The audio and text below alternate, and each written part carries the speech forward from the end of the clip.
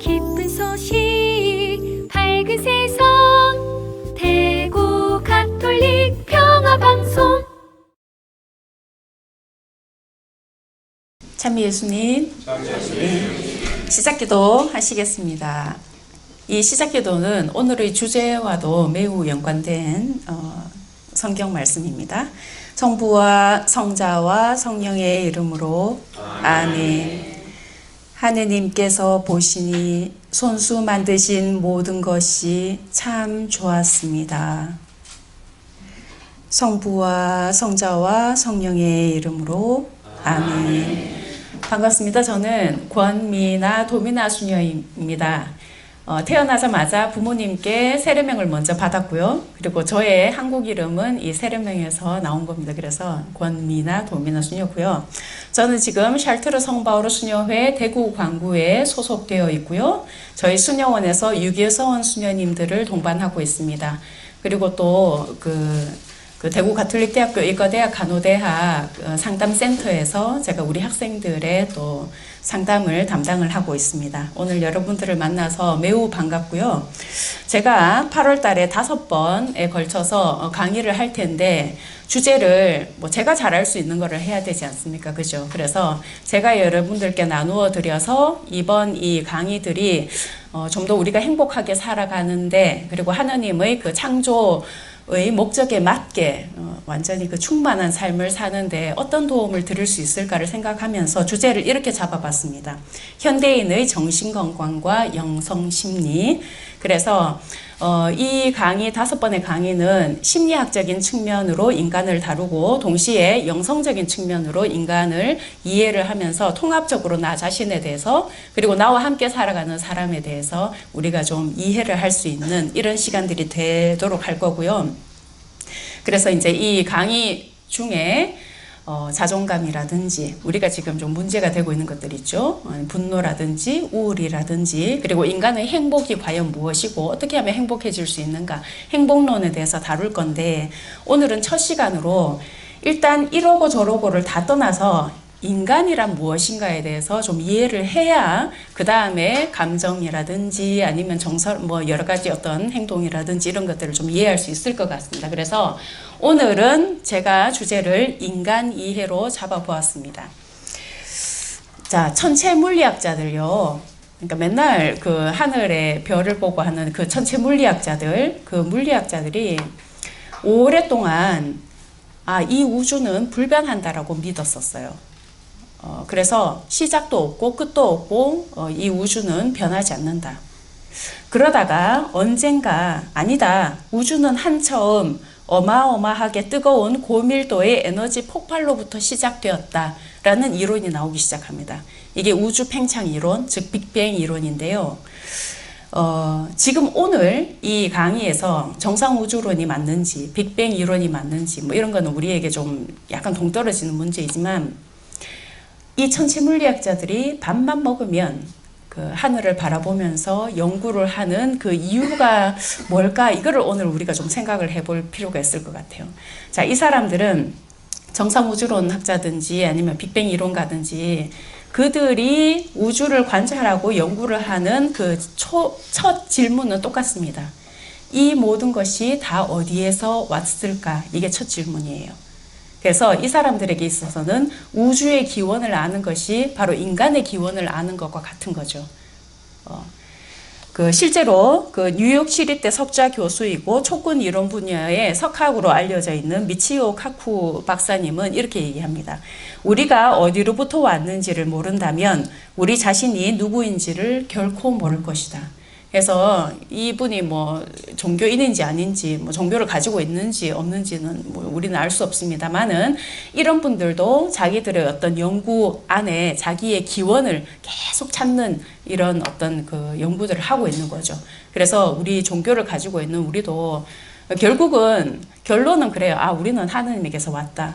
근데 이거를 다시 한 번쯤 더 깊이 있게 좀 생각을 해볼 필요가 있는 거예요. 과연 어떻게 이것을 설명을 할 수 있을까, 이런 것들을. 자, 그래서 천체 물리학자들이 우주의 기원을 통해서 인간의 기원을 추적을 하는 것과 같이 우리도 인간이 어디에서 왔고 인간이 과연 무엇인가를 좀 물을 필요가 있을 것 같습니다. 교황님도 그렇게 하셨어요. 2017년에 10월 달에 국제우주정거장에 있는 우주인들과 화상통화로 20분간 이 질의응답을 하셨습니다. 그 국제우주정거장에 있기 때문에 국제우주정거장이니까 뭐 제가 기억하기로 미국 사람 2분, 그 다음에 러시아인 2분, 그리고 이태리 1분 이렇게 이제 계셨어요.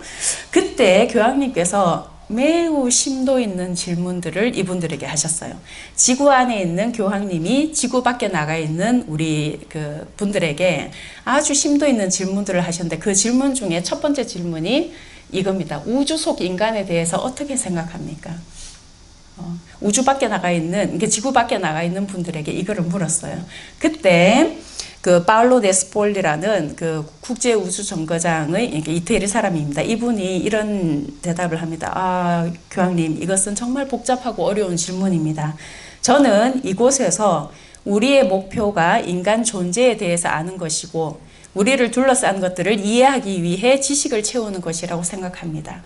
근데 연구에 연구를 거듭하다 보니 우주에서 지구를 관찰하고 연구에 연구를 거듭하다 보니 나는 점점 작아지고 이 위대함 속에 이렇게 압도된다 이런 이야기를 했습니다. 어쨌든 간에 이런 어떤 질의응답을 통해서라도 인간이 무엇인가 그리고 어디에서 왔는가 어디로 가고 있는가를 끊임없이 생각을 하게 하는 거죠. 그래서 첫 시간에 인간 이해에 대해서 이제 할 텐데요. 저는 뭐 천체 물리학자도 아니고 뭐 이렇게 아니기 때문에 그냥 요 1시간 안에 할 수 있게 하기 위해서는 가장 좀 단순하면서도 좀 심도 있게 할 수 있는 게 인간의 유한성과 초월성을 동시에 이렇게 보는 이런 작업들이 유의미할 것 같아서 이렇게 한번 해보겠습니다. 우선 인간의 유한성에 대해서 한번 생각을 해볼 텐데요. 이거는 제가 한 3분 정도만 얘기를 해도 뭐 더 설명이 필요 없을 것 같아요. 그리고 저보다 더 오래 사신 분들이 많으신 것 같아서 그죠? 인간은 더울 때 너무 더워야 하고 그죠? 더움을 느끼죠. 그런데 몇 달 후에는 또 추워서 난방을 해야 하는 이런 인간의 어떤 유한성들, 시간 밖을 벗어날 수 없는 인간의 유한성, 두 공간에 동시에 존재할 수 없는 어떤 인간의 유한성들 이런 것들입니다. 그 다음에 아픔에 대한 어떤 그죠? 질병, 그 다음에 병에 걸릴까봐 하는 어떤 두려움, 그 다음에 뭐 우리 그 이제 학생들을 그 이렇게 키우고 계신 부모님들 같은 경우에는 우리 아이가 남보다 뒤처질까봐 하는 어떤 또 걱정들, 그죠? 그리고 이런 인간의 유한성의 극은 뭐냐? 바로 죽음입니다. 그래서 인간은 진시황도 피할 수 없었던 그 인간의 유한성이 바로 죽음이었죠. 그래서 이렇게 보면 시편 144편에 사람이란 한낮 숨결과도 같은 것, 그의 날들은 지나가는 그림자와 같습니다. 이런 시편들이 있어요. 그리고 성경에 이렇게 보시면 정말 인간의 유한성에 대해서 얼마나 아름답게 표현을 해 놓았는지 이런 구절들이 많습니다. 또 하나 말씀을 드리면 우리 제2수요일 날 죄를 머리에 얹는 예식 때 신부님께서 이렇게 말씀을 하셔요. 사람아, 흙 위에서 왔으니 흙으로 다시 돌아갈 것을 생각하여라. 결국은 남들은 다 죽어도 나는 안 죽을 것 같은 착각으로 우리는 살아요. 늘 내일이 있을 것 같은 착각으로 살지만 언젠가는 그 내일이 오지 않는 날도 저에게는 있을 겁니다. 그죠? 이게 인간의 유한성이에요. 자, 그러면 인간은 유한성만 가지고 살아가는 존재인가? 그렇지 않다라는 겁니다. 바로 이 초월성도 가지고 살아가는 존재입니다.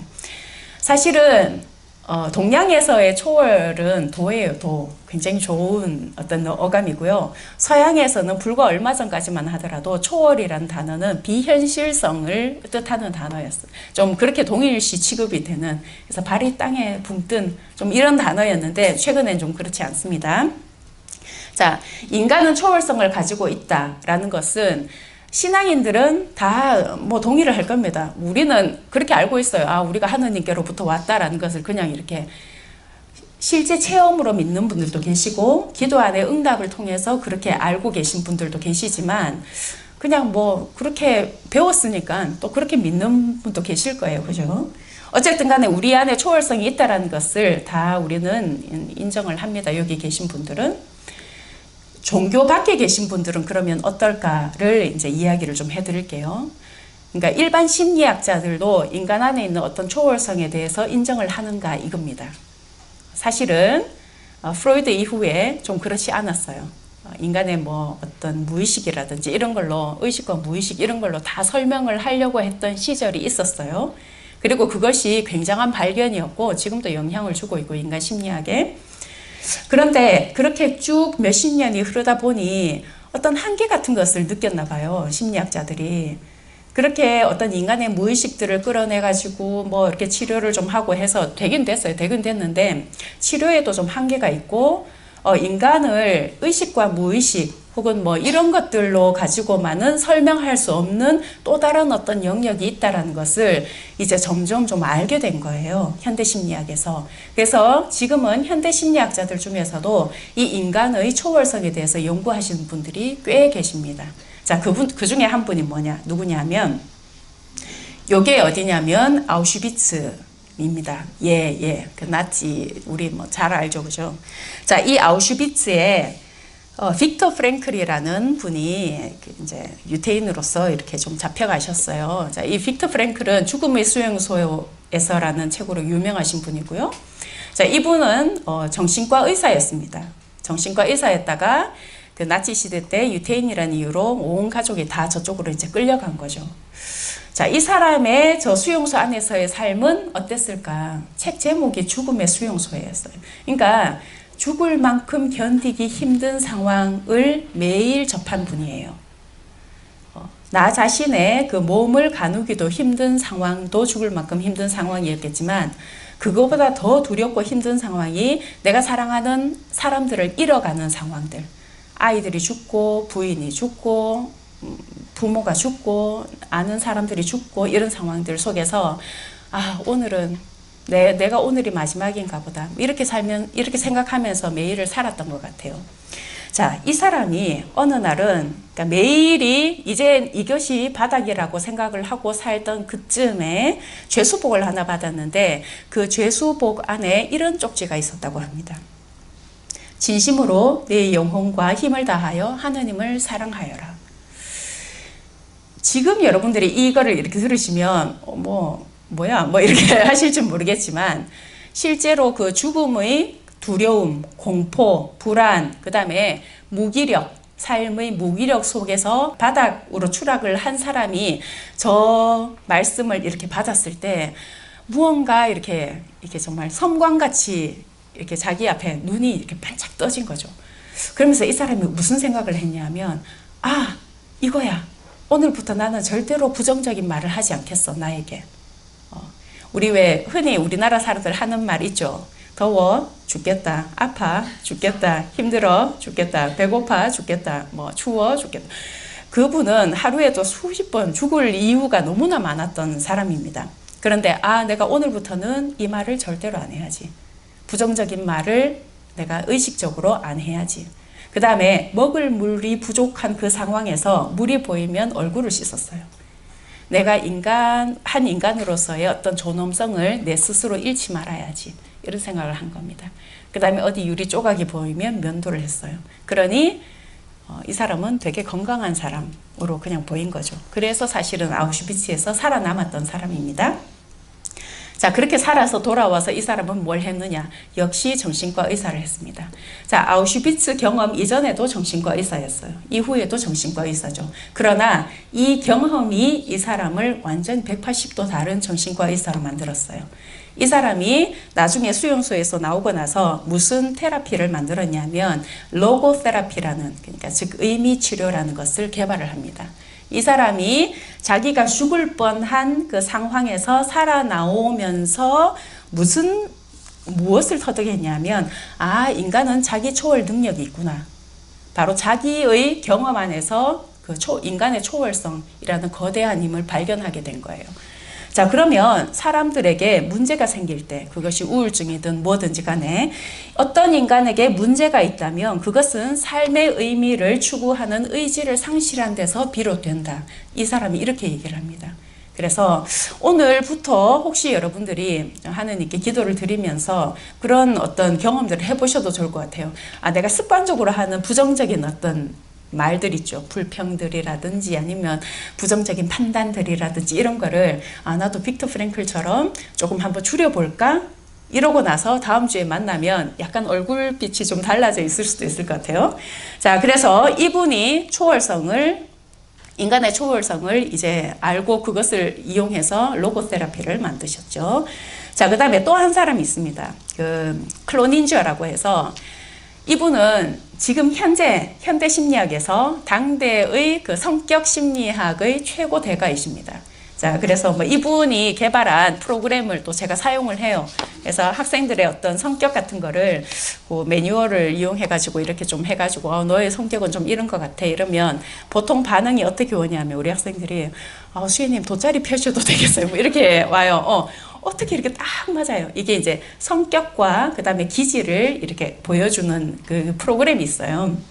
그걸 이렇게 하면 친구들이 이제 그런 얘기를 하는데, 그래서 저는 모든 것이 클로닌저의 좀 덕분인 것 같다 이렇게 이제 얘기를 하는데, 이 클로닌저가 인간의 성격을 이야기를 하면서 인간의 성격을 알기 위해서 세 가지를 딱 제시합니다. 그러니까 보통 왜 명의들은 침을 많이 사용하지 않는데요. 대가라서 인간의 성격을 알기 위해서 50가지 카테고리를 우리한테 주지 않아요. 딱 세 가지. 그 세 가지를 조합해서 각 사람의 고유한 성격, 지금 현재의 성격들을 다 분석을 하는데요. 그 세 가지가 뭐냐? 바로 자율성, 연대감, 자기초월입니다. 자, 현대의 가장 저명한 성격 심리학자가 인간의 성격을 설명을 할 때 다른 뭐 내향성, 외향성, 뭐 직관력 뭐 이런 거를 들지 않고요. 자기 초월이라는 거를 이렇게 넣어요. 저는 이분이 신자인지 아닌지 뭐 종교를 가지고 있는지 모르겠어요. 그분은 그런 것에 대해서는 얘기를 하지 않아요. 그러나 분명한 것은 자기가 수십 년을 평생을 인간을 연구를 하다 보니, 그리고 인간의 성격을 연구하다 보니 인간 안에는 자기 초월 능력이 있구나. 있고, 그런데 이것을 잘 사용하지 못하는 사람들도 있구나.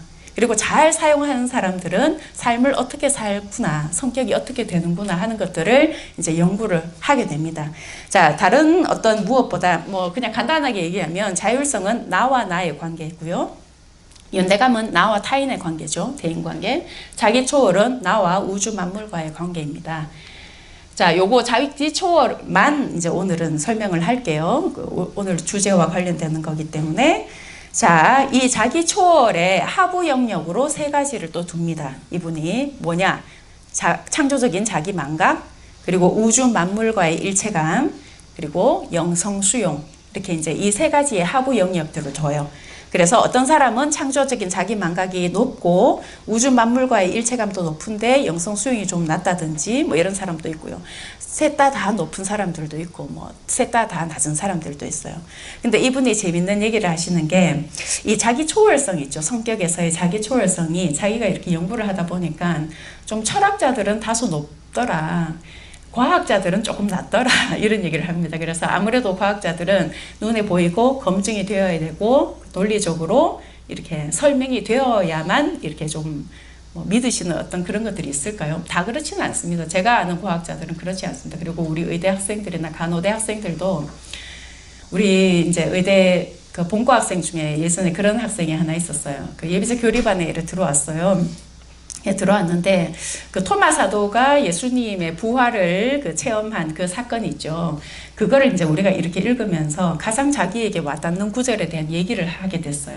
근데 그 학생이 토마야 너는 나를 보고야 믿느냐, 이게 제일 마음에 와닿대요. 왜 그러냐 이러니까 수녀님 저는 이제까지 살면서 한 번도 검증되지 않고 눈으로 보이지 않고 만져지지 않고 논리적으로 이해가 되지 않는 것을 믿어본 적이 없습니다.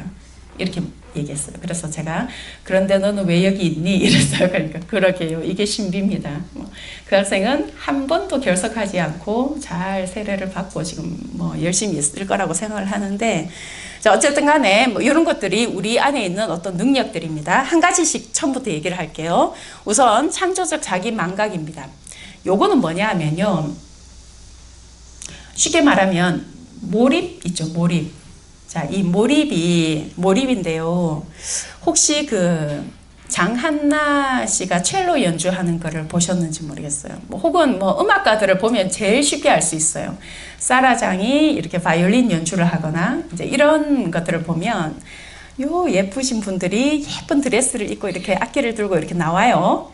나와서 인사를 예쁘게 하고 앉아서 음악이 시작되면 일단 얼굴부터 일그러지기 시작해요. 아, 내가 카메라에 얼마나 예쁘게 잡힐까 이런 걸 생각하지 않아요. 자기의 그 악기와 그 자기 안에 있는 그 음악적인 그 갈망과 그 다음에 자기 귀에 들리는 이 음악과 이게 그냥 하나가 되어버리는 거죠. 완전한 몰입 상태. 나를 잊어버리는, 여기 지금 보면 self-forgetfulness라고 되어 있는데 그냥 나를 잊어버리는 거예요. 그 음악이 끝날 때까지 이 사람은 온전히 음악과 하나가 되는 거죠. 이 상태가 바로 몰입입니다. 시간이 멈춰져요. 그 다음에 고도의 집중 이런 거죠. 그리고 음악과 하나가 됩니다. 제가 옛날에 그 장한나 씨의 그 인터뷰를 본 적이 있는데요. 이분이 이런 얘기를 해요. 자기가 음악에 있어서 굉장히 매료를 느끼는 것 중에 하나가, 이분은 아주 어릴 때부터 첼로를 하시지 않았습니까? 그런데 정말로 이렇게 매료를 느끼는 게 아주 어릴 때부터 이제 막 열심히 연습했는데 어느 날 이거를 느꼈대요. 아, 내가 이 나무와 대화를 할 수 있다는 것이 너무나 신기하다. 이거는 그냥 단순히 누군가의 귀를 즐겁게 해주는 음악의 차원을 이제 이 사람은 넘어서 버린 거죠. 그래서 이제 이런 것들이 어떤 몰입입니다. 우리가 저 사람은 참 연기를 잘해. 뭐 이런 분들 계시죠. 여자 배우들 중에서. 그분들은 이래 보면 아줌마 역을 하면 정말 옆에 우리 옆집 아줌마처럼 연기를 해요. 그러다가 어느 부유한 여사장님 역을 하면 또 사장님처럼 역을 하고 할머니처럼 역을 하고 독신녀처럼 연기를 해요. 그러니까 완전히 그 역할과 자기가 이렇게 하나가 되어버리는 거죠. 창조적인 자기 망각입니다. 그게 안 되시는 어떤 여배우들은 내가 얼마나 예쁘게 카메라에 나올까. 그래서 울어야 되는데 계속 웃어요. 뭐 이런 분들도 제가 언젠가 보긴 봤는데. 그래서 보는 우리 청중들로 하여금 이렇게 우리도 몰입이 좀 잘 안 되게 이렇게 하는 거죠. 이런 게 창조적인 자기 망각입니다. 기도할 때도 한 번씩 이런 것들이 일어나요. 그래서 저희 수녀들은 이제 오전에 아침에 이제 오늘 같은 경우에도 새벽에 이제 일어나서 일찍 일어나요. 저희는 이제 일어나서 아침 첫 시간을 하느님께 이제 봉헌을 하죠. 그래서 묵상을 하고 아침 기도를 하고 미사도 하고 이렇게 해요. 그다음에 저는 오늘 오후에 돌아가면 또 성체조배라는 걸 할 거예요. 저희 수도회는 적어도 1시간 성체조배를 하는데요. 간혹 이런 경우가 있어요. 그러니까 저희가 성체조배가 끝나고 나서 1시간이 끝나면 저녁 기도가 시작되기 때문에 그 1시간이 끝났다는 그 사인으로 성당에 불이 켜져요. 이런 경우가 있습니다. 이제 시작을 했는데 조배를 하느님과 하나가 되는 그런 이제 기도의 시간이 이렇게 시작이 되었는데 금방 불이 이렇게 켜져요. 그래서 이래 보면 1시간이 금방 지났어요. 뭐 제가 졸고 이렇지도 않았는데 뭐 이런 경우가 자주 일어나지는 않지만 자주 일어나면 얼마나 좋겠습니까만 어쨌든 그러니까 제가 완전히 뭐 그럴 때는 제가 무슨 거룩한 생각을 했나 뭐 그러지도 않아요. 완전한 어떤 몰입 상태에 이제 있는 거죠. 신자분들 중에서도 간혹 그런 분들을 봬요. 성경 쓰기를 하는데 이렇게 조금 썼는데 어느 순간 보니까 뭐 1시간이 훌쩍 지났더라 뭐 이런 얘기도 하시고요. 이런 것들이 창조적인 자기 망각입니다. 요 반대되는 것이 이제 자의식 이런 거죠. 내가 나를 계속 생각하고 이런 것들. 자, 두 번째는 우주 만물과의 일체감입니다. 이 우주 만물과의 일체감은 뭐 제목을 보셔서도 이제 아시겠고요. 토마스 머튼이라고 아시죠? 20세기 최고의 영성가 중에 한 분. 저는 이분의 글을 좋아합니다. 그리고 이분의 영성을 아주 사랑하는데요. 이분이 고독과 침묵 그리고 은수 생활에 대한 갈망이 아주 컸어요. 실제로 이제 책 한 권을 소개를 해드리자면 그 토마스 머튼의 시간이라는 책이 최근에 이제 한국에 번역이 됐는데 이게 이분의 일기예요. 이분이 정말 존경스러운 점은 그 당시에도 이분은 굉장히 유명한 영성가였어요. 그런데 자기의 어떤 그 명성이나 이런 것에 대해서 집착하지 않고 일기를 얼마나 솔직하게 썼는지 몰라요. 한번 읽어보시면 어떤 내용이 있으신지 이렇게 보게 되실 건데요. 그래서 이런 것도 우리가 알게 됩니다.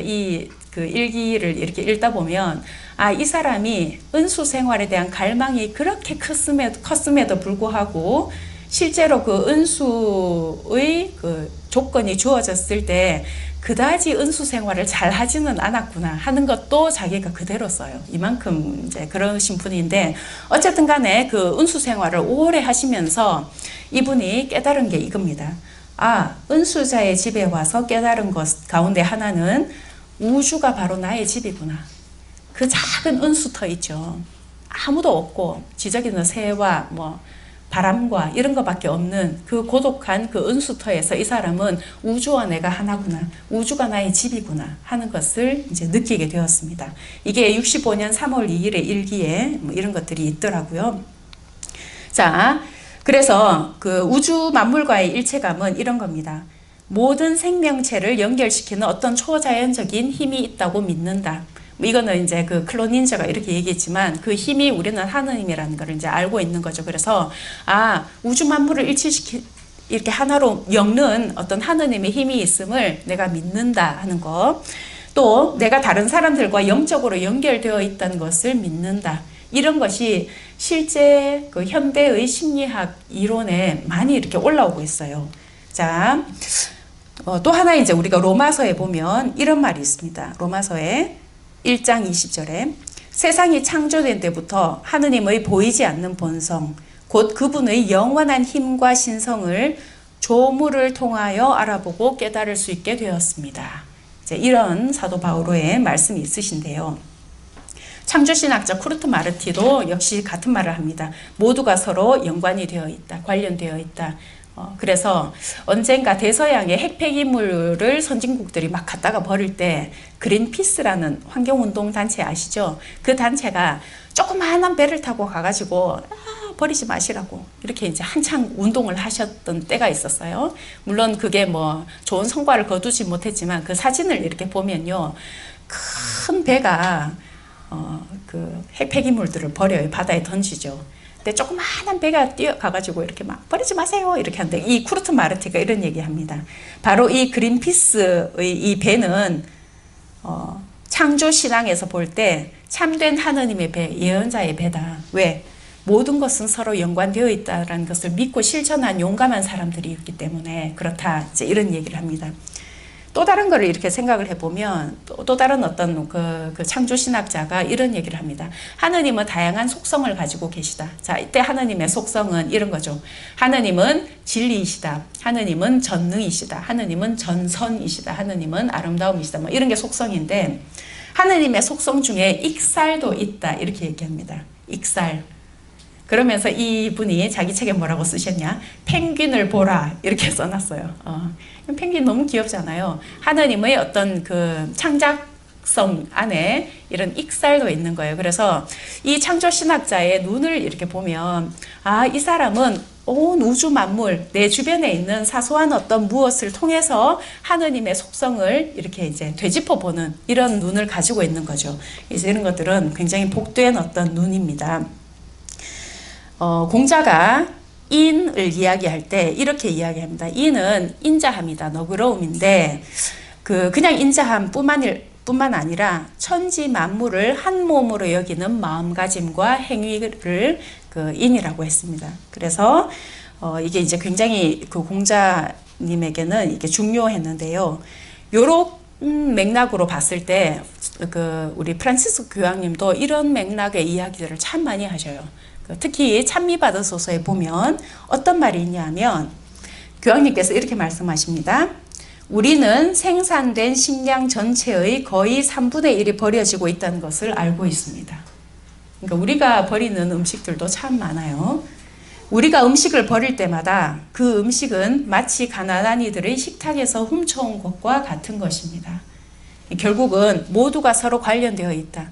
버리는 사람이 있으면 왜 내가 먹기 싫어서 버리는데 왜 내가 배불러서 버리는데 왜 이러지만 결국 그것은 가난한 이들 그 음식이 없어서 줄이는 이들의 그 식탁에서 바로 음식을 훔치는 것과 같다 이런 이야기를 하십니다. 그래서 제가 교황님을 이렇게 한 번씩 보면서 저분의 성격은 어떨까를 이제 좀 추론을 좀 해요. 쓸데없는 생각이지만 이렇게 하면 우리 프란치스코 교황님은 성격적으로 매우 성숙하신 분입니다. 아까 자율성, 연대성, 자기초월성 얘기를 드렸는데 이 자율성, 그죠? 연대성 이거는 타의 추종을 불허하셔요. 그 다음에 이 자기 초월 능력들도. 그래서 교황님의 어떤 문헌들을 이렇게 보면, 아, 정말 교황님이 예수 그리스도를 닮으려고 하는 이런 갈망들이 굉장히 크시고, 그런 삶을 쭉 이렇게 살아오셨던 그 흔적들이 곳곳에 보입니다. 좋은 교황님을 우리가 지금 함께 이렇게 좀 살고 있는 것 같은데요. 자, 그래서 요게 우주 만물과의 일체감입니다. 그럼 이제 우리 또 생각을 해보는 거죠. 아, 내가 나만 생각하고 살았나? 아니면 모든 것이 연관되어 있다라고 생각을 하고 이렇게 좀 돌보면서 사는 삶을 살아왔던가? 이런 것들을 생각하면, 아, 나의 어떤 초월성에 대해서 좀 생각을 할 수 있겠죠. 세 번째가 영성 수용입니다. 먼저 영성에 대해서 좀 얘기를 해야 될 것 같은데요. 영성에 대해서는 제가 볼 때 2017년도에 그 가톨릭 신문에 서울교구 민범식 신부님이 이렇게 정의하신 요게 이제 제일 좀 쉽고 재밌더라고요. 그러니까 우리가 왜 보통 잘 참는 사람들을 참을성이 있다 이렇게 얘기를 하잖아요. 이분이 이제 그렇게 설명을 하셨어요. 잘 참는 사람들에게 참을성이 있다라고 했듯이 영성도 마찬가지로 영적인 성질이다 이렇게 얘기합니다. 이 영적이라는 것 자체가 눈에 보이거나 만져지지 않는 속성이죠. 그래서 이런 어떤 물질적인 것, 육적인 것을 초월하는 어떤 영적인 것을 믿는 힘, 이런 것들이 바로 영성이라고 이제 이야기를 하셨어요. 그러면 교회 밖의 사람들에게 이 영성을 설명할 때 이렇게 설명을 하면 됩니다. 어린 왕자죠, 그죠? 어린 왕자가 여우와 대화를 할 때 이제 서로가 길들여지고 나서 이제 헤어지기 전에 이제 이러고 저러고 할 때 여우가 이런 얘기를 합니다. 어린 왕자에게. 너에게 선물로 비밀을 알려줄게. 정말로 중요한 건 마음으로만 느낄 수 있어. 정말로 중요한 건 눈에 보이지 않는단다. 그래서 이런 것들이 바로 영성입니다. 이미, 그죠? 이런 것들을 이제 우리가 그 소설 속에서도 좀 볼 수가 있는데요. 그러면 영성 생활은 뭐냐? 바로 그런 것들이죠.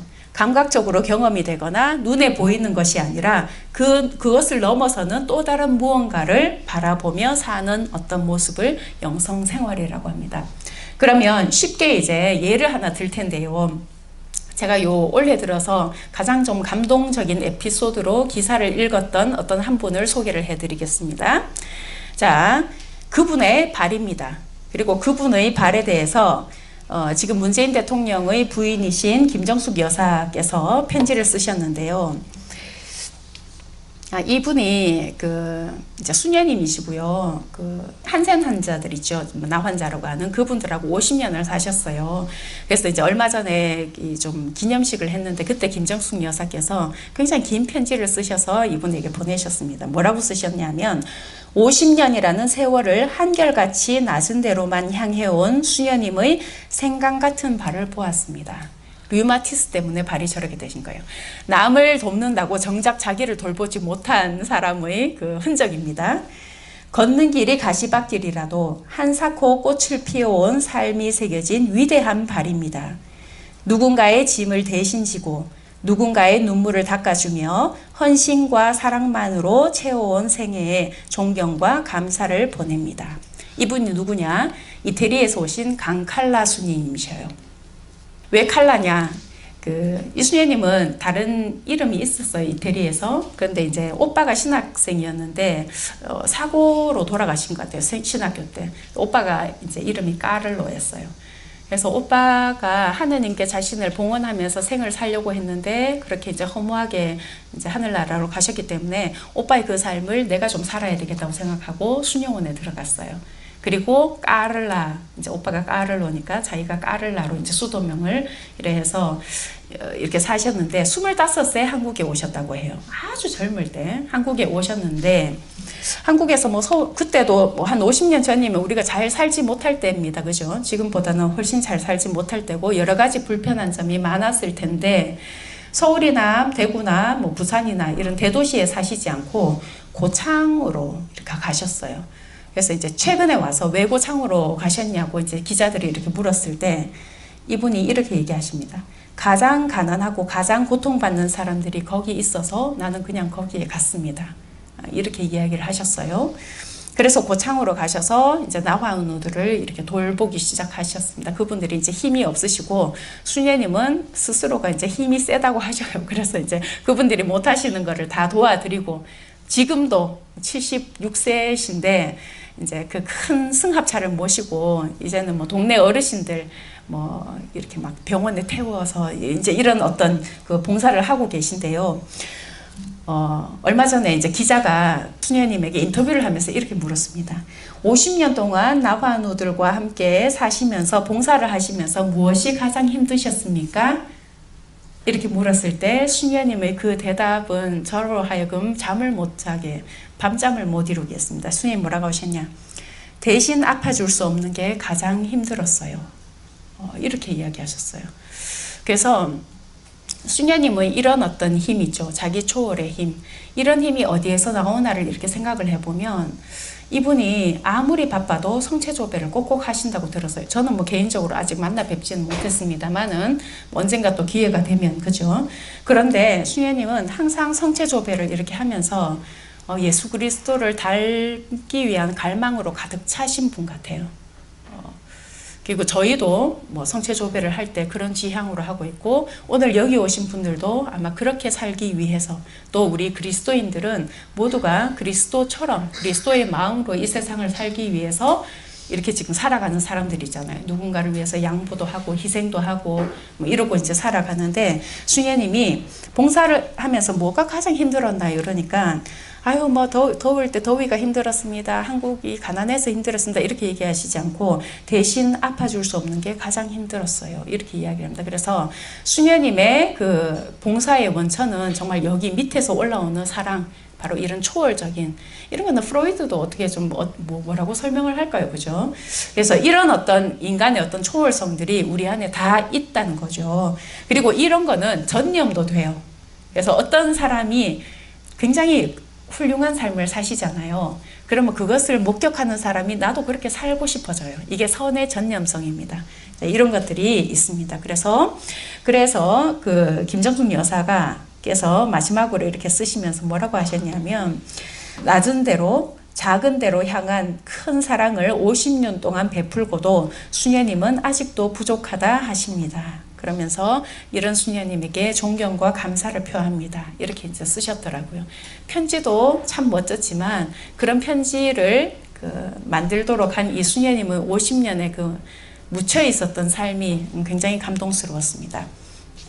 자, 그래서 이런 것들이 이제 클로닌저는 그냥 뭐 우주 만물과의 일치, 그 다음에 자기 초월, 자기 망각, 뭐 이렇게만 이야기를 했지만 이런 것들을 우리가 영성적으로 많이 이렇게 좀 재해석을 할 수가 있습니다. 그래서 우리 안에 이런 어떤 초월적인 능력들이 있다. 그래서 인간의 초월성은 교회 안에서만 이야기하는 것이 아니라 이제는 슬슬 교회 밖에서도 집중적으로 연구를 하고 있구나. 이제 이렇게 아시면 되고요.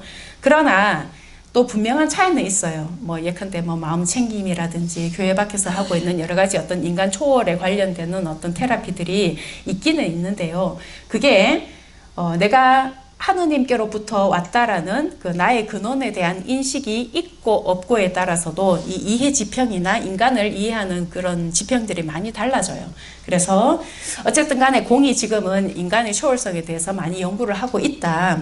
그리고 나도 오늘 이 순간 이 강의를 듣고 나서 이 문 밖을 나갈 때 이런 초월성들을 살 수 있는 가능성을 하느님께로부터 부여받았다. 이거는 굉장히 큰 인간이 가지고 있는 가능성입니다.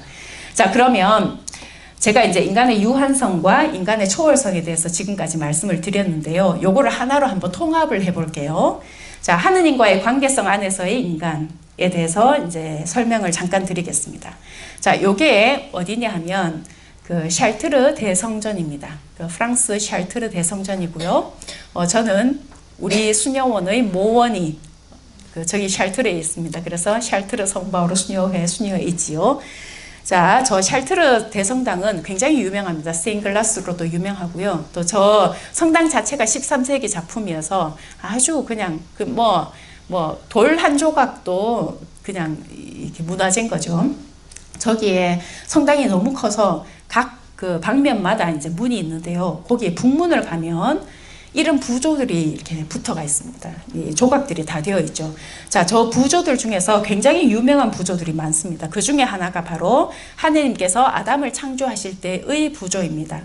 실제로 가 보시면 안 보여요. 그 뭐 무슨 망원경이나 이런 게 없으면 좀 안 보여요. 차라리 이렇게 이제 인터넷에서 이렇게 그림을 이렇게 보는 게 더 나은데요.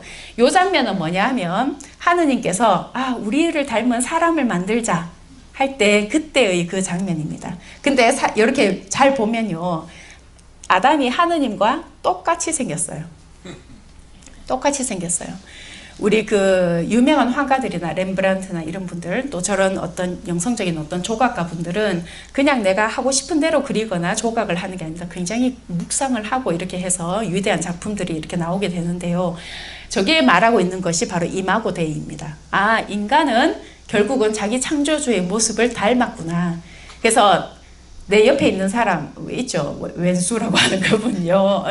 뭐 정말 내가 지금 마음에 안 들어. 근데 그분도 내가 사랑할 이유가 뭐냐 하면 그분이 바로 하느님의 모상을 닮은 분이기 때문에 내가 존중하고 사랑하는 거예요. 자, 그래서 하느님께서 우리를 닮은 인간을 만들자라고 이렇게 이제 하시는 부조가 있고요. 그 다음에 부조가 정말로 유명한 부조입니다. 이게 아담을 창조하시는 하느님인데요. 아담을 창조를 할 때 그냥 이렇게 뭐라고 할까요? 뭐 여러 가지 할 수 있는 것들이 있어요. 뭐 작가가 뭐 반죽을 개가지고 이런 장면을 했을 수도 있는데, 딱 이렇게 보면 하느님께서 자기 무릎에다가 아담을 이렇게 뉘고 창조를 하셔요. 확대를 제가 해보겠습니다. 자, 인간을 창조하시는 하느님입니다. 모습. 어떤 모습이 느껴지세요? 제일 처음에. 바쁜 손? 내가 50억을 지금 창조해야 돼. 뭐 이런 바쁜 손일까요? 그러지 않아요. 굉장히 젠틀하세요. 아주 생명을 돌보는 자의 손입니다, 이게. 그 다음에 아주 사랑과 그 정성 가득한 이 손으로 아담을 빚고 있어요. 그 다음에 빚음을 당하는 아담의 표정을 볼까요? 아이고, 나를 왜 만드셔서 이러지 않아요. 너무나 포근하게 하느님의 무릎에 기대고 있죠. 자, 그래서 인간이 어디에서 시작되었는가? 그리스도교는 우리 아까 전에 제가 뭐 빅뱅 이론이나 정상 우주론 이제 천체 물리학자들이 이 모든 것이 다 어디에서 왔을까? 결국은 우주의 기원을 인간의 기원으로 둔다라고 그러니까 인간의 기원을 우주의 기원에서 찾는다라고 얘기를 했는데, 이 그리스도교는 인간의 기원의 신비와 그 다음에 인간의 그 종착점을 그대로 보여주는 종교이죠. 그것뿐만 아니라 지금 이 현재 내가 살아가고 있는 이 현재의 여러 가지 그 신비적인 역동성, 그것이 비단 뭐 좋은 것뿐만 아니라 인간의 어떤 고통들, 질병들, 죽음들, 이런 것에 대해서도 아주 신비적인 어떤 가치들을 설명해 주는 종교가 바로 그리스도 종교인 거죠. 그리스도교인 거죠. 자, 그래서 하느님께서 아담을 창조하시는 저 모습, 그 다음에 창조를 이렇게 그 피조물인 그 아담의 이 모습을 이렇게 보면서 하느님과 인간의 관계는, 첫째, 인간은 하느님께로부터 나왔구나. 둘째, 하느님과 인간의 관계는 그 동력은 바로 사랑이구나. 이 우주를 지배하는 그 질서의 그 지배를 하는 그 동력은 사랑이구나 하는 것들을 우리가 이제 이렇게 볼 수 있습니다. 그래서 인간이 이마고 데이이기 때문에 하느님을 닮았기 때문에 계속 끊임없이 하느님의 모상을, 그러니까 하느님을 닮으려고 하는 이런 갈망들을 가지고 살아가고 있어요. 이게 클로닌저가 말한 자기 초월성, 이런 거라고도 볼 수 있고요. 방금 말씀드린 강칼라 수녀님이 왜 젊은 나이에 이태리를 떠나서 이 한국의, 그것도 고창에서 50년간 그렇게 묻은 인생이잖아요. 묻혀 있었던 인생이죠. 지금 와서 뭐 좀 이렇게 드러났지만 묻혀 있었던 인생이에요. 그러나 그렇게 사셨을까를 생각하면 그분의 어떤 그 50년의 그 행적 안에서 우리가 수녀님은 정말로 하느님의 모상을 이시구나 하는 것들을 이렇게 보게 되는 것들이죠. 교황님 마찬가지, 내 주변에 훌륭하게 살아가시는 뭐 우리 레지오 단원들, 뭐 이런 분들 이렇게 생각을 하면 그리고 내 자신 안에서도 이런 모습들을 발견할 수 있습니다. 그래서 이게 자기 초월성입니다. 내가 하느님으로부터 나온 존재이구나. 그래서 하느님을 닮으려고 하는 어떤 갈망들을 내가 이렇게 가지고 있구나. 이런 것들을 이제 볼 수가 있고요. 그래서 찬미받은 소설을 나중에 한번 읽어보십시오. 65항에 보면 인간이 결국은 하느님의 닮은 모습으로 창조되었다. 그래서 바로 인간은 존엄하다라는 것을 교황님께서 말씀하시고요. 그래서 우리 한 사람 한 사람은 단순히 어떤 것이 아니라 정말 어떤 인격이다라는 것을 교황님께서 강조를 하십니다. 그러면 인간의 어떤 그 유한성은 어디에서 찾아볼 수 있을까요? 자, 이 작품에서 가장 중요한 부분 중에 한 부분이 바로 이 부분입니다. 여기에 잘 보시면 작가가 시간이 없어서 저렇게 놔뒀을까요? 저기 팔을 보시면 팔은 아마 좀 이렇게 뭐 전쟁이나 이런 것들로 인해서 떨어져 나간 것 같고요. 저기 지금 보시면 이 부분은요, 작가가 일부러 만들다가 만 부분입니다. 이게 바로 인간의 그 유한성을 드러내주는 부분이죠. 미완성 인간입니다. 미완성 아담. 자, 인간의 미완성을 하느님은 나를 완성시켜서 아무 불편도 고통도 부족함도 없이 만드시지 왜 저렇게 만드셨을까? 라고 생각을 하시겠지만 그 신학자들은 이렇게 봅니다. 인간의 미완성은 결국은 참된 나로 되어가는 과정이다. 그리고 내가 정말 누구인지를 알아가는 그 과정으로서 이 미완성이 의미를 준다는 거죠. 그리고 이 미완성은 자, 하느님께서 내가 너를 이만큼 만들었으니 이제부터는 네 몫은 네가 알아서 하거라가 아니고, 하느님은 이 창조 나의 그 참된 나로 되어가는 이 과정에 자발적으로 개입하시고 지금도 함께 하신다. 그래서 임마누엘 하느님 아닙니까? 그죠? 그래서 하느님은 지금도 자발적으로 나의 창조 사업에 개입을 하고 계신다. 그리고 창조는 그때 내가 창조되었던 당시에 끝나는 게 아니고 지금도 나의 창조는 계속되고 있다. 이거는 아주 중요한 말입니다. 나에게 있어서 무한한 어떤 가능성을 주는, 그러니까 어제는 내가 정말 삶을 좀 힘들게 살았지만 오늘 다시 나를 일어서게 하는 그 힘을 주는 바로 말이 창조는 지금도 계속되고 있답니다. 그래서 내가 어제까지는 나의 습관들 중에서 난 정말로 오늘 이렇게 강의를 듣고 보니 내가 불평하는 습관이 많구나. 그러면 어떤 나의 초월성, 나의 어떤 지금 미완성된 이 부분을 오늘 내가 다시 창조를 할 것인데, 불평으로 내가 다시 창조를 할 것인가, 아니면 긍정성, 어떤 내가 좀 다른 하느님, 내가 이제까지는 나의 불평 가득한 눈으로 세상을 바라보고 이웃을 바라보고 나 자신을 바라봤는데, 오늘부터는 내가 그냥 나를 사랑으로 창조하신 하느님의 눈으로 나 자신과 이웃과 세상을 보기 시작하면 나의 이 미완성된 부분은 굉장히 아름다운 작품으로 내가 매일 창조를 해 나가겠죠. 자, 이런 겁니다. 그 다음에 이 미완성된 나 자신, 부족한 나, 한계가 있는 나를 바라보는 그 태도 중에서 가장 좋은 태도는 내가 이것을 회상하는 것입니다. 바로 하느님께서 나를 창조하신 다음에 하셨던 그 말, 감탄이었어요. 감탄.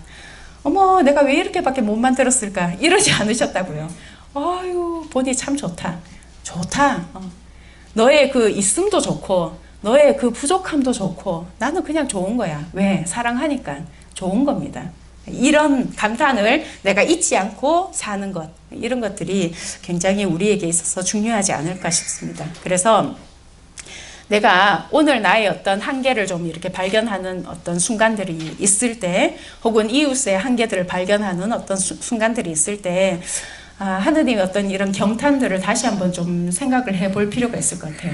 실제로 영어 성경에 이렇게 보면요, 하느님께서 그 이제 빛을 만드시고, 그다음 공간을 구분하시고, 이렇게 왜 창조의 그 단계들이 있죠. 그 하나씩 창조하실 때마다 보시니 좋았다, 보시니 좋았다 이렇게 하시잖아요. 그 영어 성경에는 이렇게 굿이라고 나오거든요. 굿 나오다가 마지막에 인간을 딱 창조하시고 나서 very good 이렇게 나와요. 영어 성경에. 이태리어도 그렇게 나옵니다. 우리도 좋았다 하다가 참 좋았다 이렇게 나오잖아요. 그게 인간을 만들고 나서 인간 너가 very good이라기보다는 모든 것을 창조를 다 하신 다음에 마지막으로 인간을 창조해서 놓고 보니 당신께서 창조하신 그 모든 창조의 세계가 very good인 거예요.